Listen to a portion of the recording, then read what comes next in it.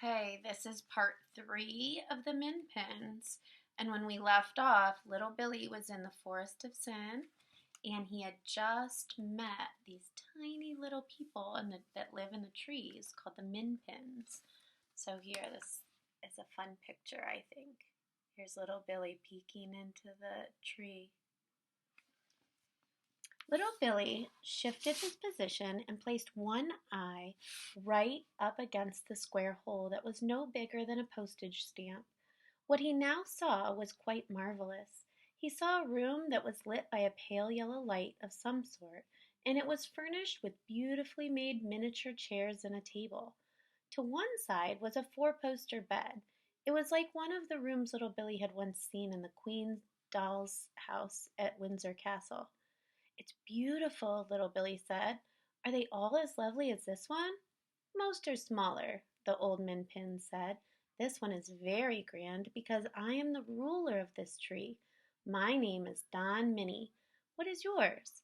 "Mine is Little Billy," little Billy said. "Greetings, little Billy," Don Minnie said. "You're welcome to look into some of the other rooms if you wish. We are very proud of them." All of the other Minpin families wanted to show little Billy their own rooms. They rushed about along the branches, calling out, "Come and see mine! Please come and see mine!"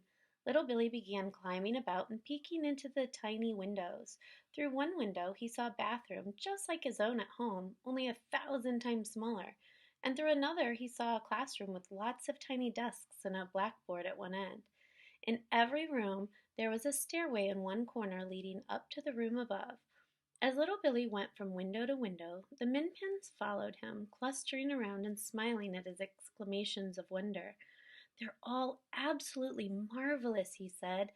"They're much nicer than our rooms at home." And then there's a couple of the other rooms that he saw.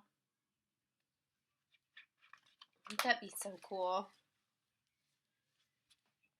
When the sightseeing tour was over, little Billy sat down again on a large branch and said to the whole company of Minpins, "Look, I've had a lovely time with you all, but how am I ever going to get home again? My mother will be going crazy." "You can never get down from this tree," Don Minnie said. "I've told you that. If you're stupid enough to try, you'll be eaten up in 5 seconds." "Is it the Spittler?" little Billy asked. "Is it the terrible blood-suckling, tooth-plucking, stone-chuckling Spittler?" "I've never heard of any Spittler," Don Minnie said. "The one waiting for you down there is the fearsome Gruncher, the red-hot, smoke-belching Gruncher. He grunches up everything in the forest. That's why we have to live up here. He's grunched up hundreds of humans and literally millions of Minpins. What makes him so dangerous is his amazing and magical nose. His nose can smell out a human or a Minpin or any other animal from 10 miles away. Then he gallops toward it at terrific speed. He can never see anything in front of him because of all the smoke he belches out from his nose and his mouth. But that doesn't bother him. His nose tells him exactly where to go." "Why does he blow out all that smoke?" little Billy asked. "Because he's got a red-hot fire in his belly," Don Minnie said. "The Gruncher likes his meat roasted, and the fire roasted as it goes down." "Look," little Billy said, "Gruncher or no Gruncher, I've simply got to get home somehow. I'll have to make a dash for it." "Don't try it, I beg you," Don Minnie said. "The Gruncher knows you're up here. He's down there now waiting for you. Climb down a bit lower with me and I'll show you." Don Minnie walked easily straight down the side of the great tree trunk. Little Billy climbed carefully down after him from one branch to the next. Soon, below them, they began to smell the revolting hot stench of the Gruncher's breath, and the orange-red smoke was now billowing up into the lower branches in thick clouds. "What does he look like?" little Billy whispered. "Nobody knows," Don Minnie answered. "He makes so much steam and smoke you can never see him. If you're behind him, you can sometimes catch a glimpse of a little bits of him because of all the smoke is being blown out in the front. Some Minpins say they've seen his back legs, huge and black and very hairy, shaped like lion's legs but 10 times as big. And it's rumored that his head is like an enormous crocodile's head with rows and rows and rows of sharp pointed teeth, but nobody really knows.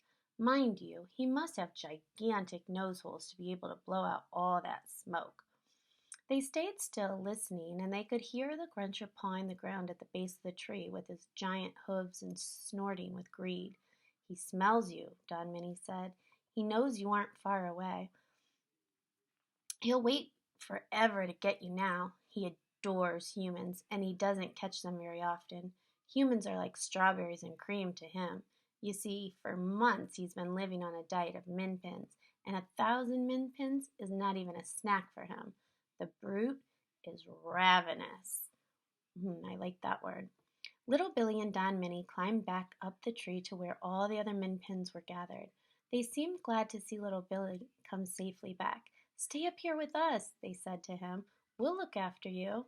Just then, a lovely blue swallow alighted on a branch not far away, and little Billy saw a mother minpin and her 2 children climb quite casually onto the swallow's back.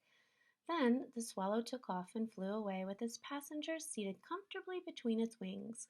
"Good heavens!" cried little Billy. "Is that a special tame bird?"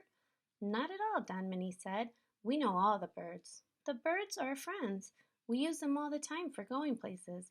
That lady is taking her children to see their grandmother who lives in another forest about 50 miles away. They'll be there in less than an hour."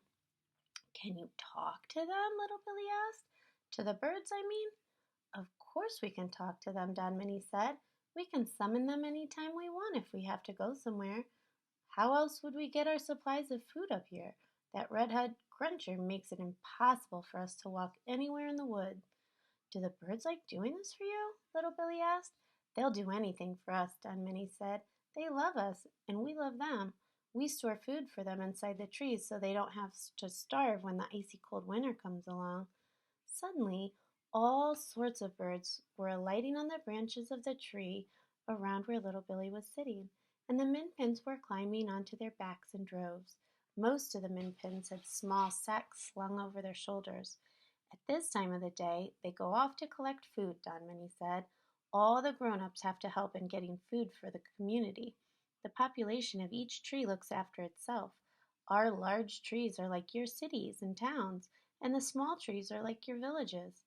It was an astonishing sight.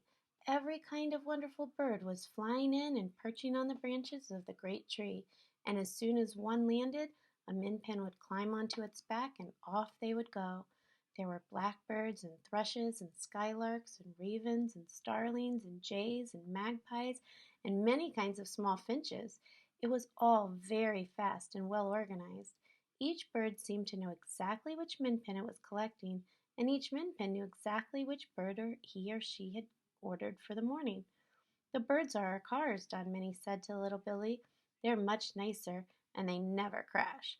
Soon all the grown-up minpins, excepting Don Minnie, had flown away on birds, and only the tiny children were left. Then the robins came in, and the children began climbing onto their backs and going for short flights.